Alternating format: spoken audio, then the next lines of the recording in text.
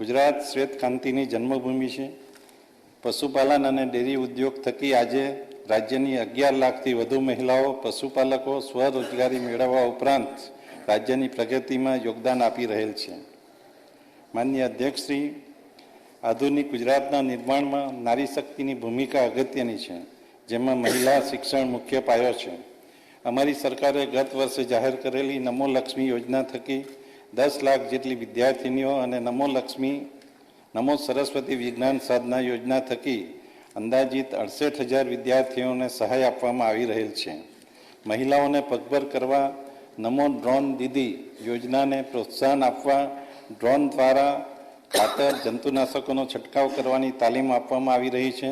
વધુમાં લખપતિ દીદી યોજનાને પ્રોત્સાહન આપવા વિવિધ કૌશલ્યમાં તાલીમ આપવા તથા સ્વરોજગાર શરૂ કરવા માટે વ્યાજ મુક્ત લોન આપવાની જાહેરાત આપવામાં આવેલ છે. મહિલાઓની આત્મનિર્ભરતા માટે હું નવી સખી સાહસ યોજનાની જાહેરાત કરું છું, જેમાં મહિલાઓને સાધન સહાય, લોન ગેરંટી તથા તાલીમ આપવા માટે ₹100 કરોડની જોગવાઈ કરું છું. માનનીય અધ્યક્ષશ્રી, આપણી જે બહેનો નોકરી માટે પોતાના ઘરથી દૂર રહેવાની જરૂર પડે છે, તેના માટે અમદાવાદ, સુરત, વડોદરા, રાજકોટ અને ગાંધીનગરમાં સુવિધાજનક વર્કિંગ વુમન હોસ્પિટલ બનાવવાનું આયોજન છે. પર્યાવરણની જાળવણી માટે પરંપરાગત ઈંધણને બદલે એલપીજીના ઉપયોગથી ધુમાડો ઓછો થાય અને બાળકો અને મહિલાઓનું આરોગ્ય જળવાય તે માટે પ્રધાનમંત્રી ઉજ્જવલા યોજના તથા રાજ્ય સરકારની પીએનજી એલપીજી સહાય યોજના અંતર્ગત ₹500 કરોડની જોગવાઈ સૂચવું છું.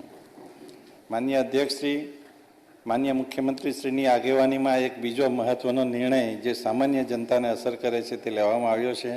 જનતા યુથ અકસ્માત યોજના હેઠળ નિરાધાર વિધવા બહેનો, ખેડૂતો, પશુપાલકો, અસંગઠિત શ્રમિકો, શાળા કોલેજના વિદ્યાર્થીઓ, દિવ્યાંગો, સફાઈ કામદારો જેવી વિવિધ કેટેગરીના કુલ 4,45 લાખથી વધુ લાભાર્થીઓને આવરી લેવામાં આવેલ છે.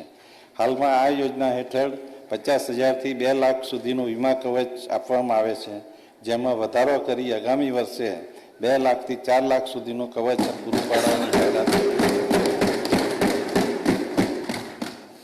ગરીબોના સર્વાંગી વિકાસ, યુવાઓને શિક્ષણ સાથે કૌશલ્યવર્ધન, અન્નદાતાને રાજ્યની સમૃદ્ધિમાં અગ્રેસર બનાવવા તેમજ નારી શક્તિના ઉત્કર્ષની સાથે તેને અનુકૂળ વાતાવરણ પૂરું પાડવા સરકાર મક્કમતાથી આગળ વધી રહી છે.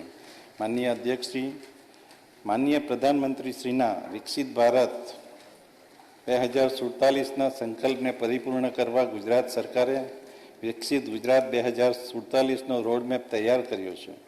2 દાયકાના અવિરત વિકાસનું સાતત્ય જાળવી રાખી આગામી 2 દાયકામાં ગુજરાતના નાગરિકો માટે સમૃદ્ધ જીવન, સમૃદ્ધ આવક, લિવિંગ વેલ, અર્નિંગ વેલ મેળવી શકે તે હેતુથી માન્ય મુખ્યમંત્રીનું વિઝન છે.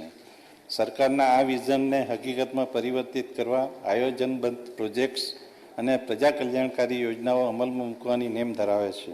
આ હેતુ માટે આગામી 5 વર્ષ માટે ₹50,000 કરોડનું વિકસિત ગુજરાત ફંડ સ્થાપિત કરવાની જાહેરાત કરું છું અને એ માટે આ વર્ષે ₹5,000 કરોડની જોગવાઈ